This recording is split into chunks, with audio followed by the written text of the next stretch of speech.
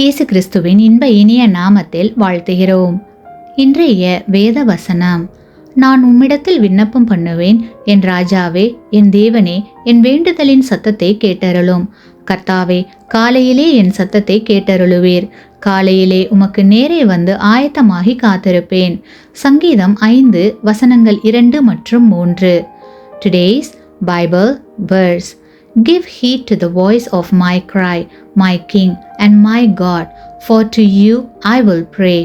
My voice you shall hear in the morning. O Lord, in the morning I will direct it to you, and I will look up.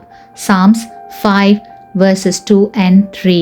காலையில் ஜெபத்தோடு ஒரு நாளை துவங்குவதை காட்டிலும் சிறந்தது வேறு எதுவும் இல்லை.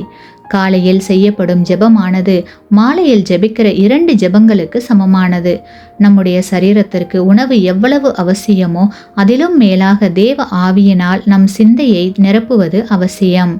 தன்னுடைய வேண்டுதலை பற்றி பேசும்போது வசனம் 3 ஆயத்தம் எனும் ஒரு வார்த்தையை தாவீது பயன்படுத்துகிறார். தகன பலிபீடத்தின் மேல் பலிகளை வைப்பதற்கு செய்யப்படுகிற ஆயத்தத்திற்கும் இதே வார்த்தையை தான் வேதாகமம் பயன்படுத்துகிறது.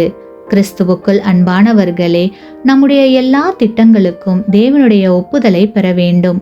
இன்றைக்கு நன்மை செய்யவும் தீமை செய்யாமல் இருக்கவும் நம்மை தேவன் நடத்த வேண்டும் என்று தேவனிடம் கேட்க வேண்டும். அப்போது நீதியின் பாதைகளில் ஆவியானவர் நடத்துவார். நாம் செல்ல வேண்டிய பாதை நமக்கு தெளிவாக தெரியும். தேவனுடைய பாதுகாப்பு அவசியம் என்று ஆண்டவரிடத்தில் கேட்கலாம்.